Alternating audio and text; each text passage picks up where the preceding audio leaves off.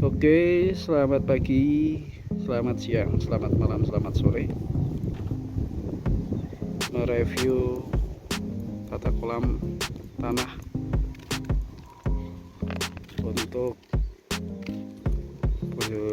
budidaya ikan nila, mau baik pembesaran ataupun pembibitan itu hampir sama sebenarnya.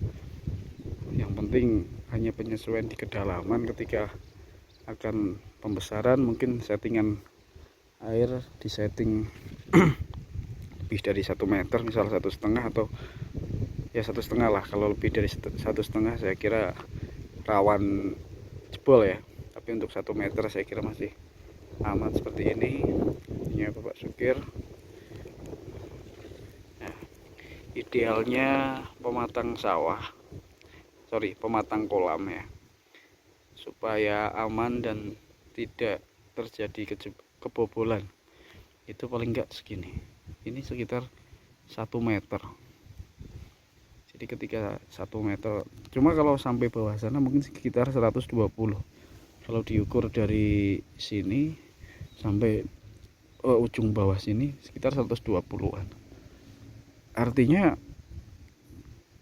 semakin tebal sebetulnya semakin baik. Cuma itu yang disayangkan kan luasan kolamnya, areanya jadi semakin sempit gitu. Tapi untuk safety-nya itu luar biasa, nggak akan kalah dengan kolam-kolam yang permanen. Cuma ada kelemahan di sini ketika kolam tanah itu dilapisi plastik seperti ini. Kalau untuk jangka waktu 1 tahun ke atas biasanya ada kerusakan. Daerah yang berada di balik plastik ini kadang longsor atau tanahnya lepas, itu susah kita untuk mendeteksi itu. Tahu-tahu nanti sudah berkurang 30 atau 40 cm kadang-kadang. Atau ketika ada lubang kepiting yang masuk dari luar, itu kadang-kadang susah untuk dideteksi. Tahu-tahu airnya nggak penuh gitu. Kasusnya rata-rata seperti itu. Tapi dengan seperti ini ada plusnya. Kalau yang bagian sini ya, bagian sini ini plastik ini ditimbun gitu. Itu kelihatan ya. Nah, di sini plastik bagian bawahnya itu sebelah sini. Tapi ini dasar kolam di sini. Jadi ada timbunan sekitar 10 cm. Jadi untuk mengunci plastik ini supaya nantinya tidak tidak keangkat sama air gitu. Nah, ini bak panennya. Untuk bak panennya sendiri ini sekitar 50 cm. Peralon pembuangannya di sebelah sana itu pakai peralon berapa, 3 in. Sebenarnya kurang besar, cuma ini untuk pengurangannya ini bisa pakai ini ketika mengurangi debit airnya ya. Ini di sebelah sana juga ada, sebelah sana juga bisa buat mengurangi. Jadi untuk urusan pengurangan itu aman sebetulnya. Untuk buangan harian mungkin dari sana, kemungkinan besar dari sana atau dari sana juga itu bisa buat buangan harian. Nah, jadi untuk plastik yang digunakan ini plastik apa ya namanya ya, kalau hitam itu biasanya, kalau untuk yang punya saya itu saya pakai plastik UV yang bening. Kalau yang hitam ini akan cenderung lebih mudah pecah. Untuk umur 2 tahun plastik ini sudah koyak. Tapi kalau UV yang bening itu enggak, cuma lebih boros, harganya lebih mahal. Dan untuk aplikasinya UV yang bening itu harus dengan plastik mulsa ini ya, yang buat nanam cabai itu.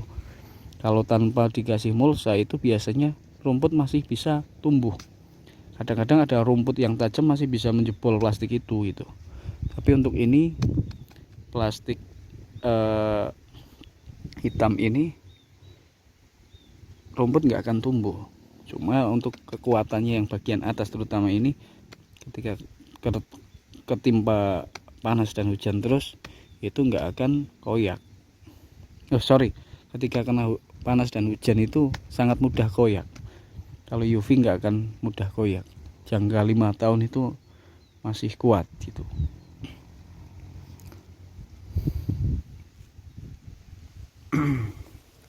Tapi untuk efisiensi penghematan anggaran itu lebih menjurus ke plastik ini.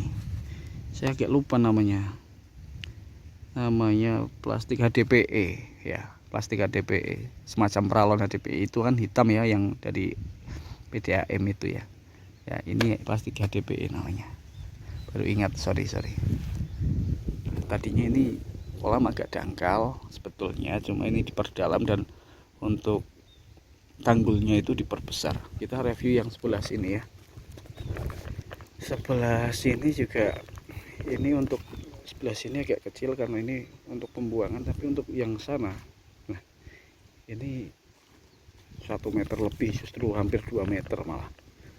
Tapi kalau sampai bawah itu 3 meter lebih, bahkan muat mobil masuk ini.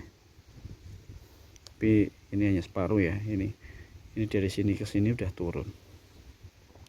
Tapi untuk keseluruhan ini sudah sangat bagus lah. Nanti mungkin untuk dari tengah, kalaupun tidak diberi ini waliran seperti ini, mungkin perlu dilevelkan lagi, mungkin dimiringkan lagi. Nah seperti ini sebelah sini kan udah miring ya, nanti dilaras lagi ke sana supaya air bakalan tuntas jadinya. Jadi ini sangat menarik. Bagian pinggirnya masih bisa ditanami banyak hal seperti cabai, pepaya contohnya.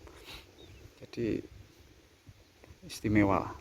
Selain panen ikan juga bisa panen cabai, panen pepaya, panen terong atau apa, tergantung selera. Sebelah sana juga. Nah ini awalnya kolam, cuma ini ada bak panennya sudah jadi. Bak panennya justru tinggi, ini ada hampir 60 cm mungkin. Bagian pinggirnya juga ada. Bagian pinggir cuma mangkrak ya, belum diperbaiki.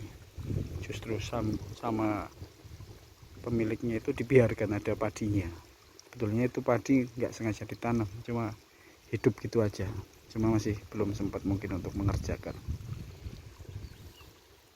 Untuk saungnya juga asik lah, ada 2 lantai, jadi selain buat nampung pakan juga buat nongkrong, itu nggak takut banjiran.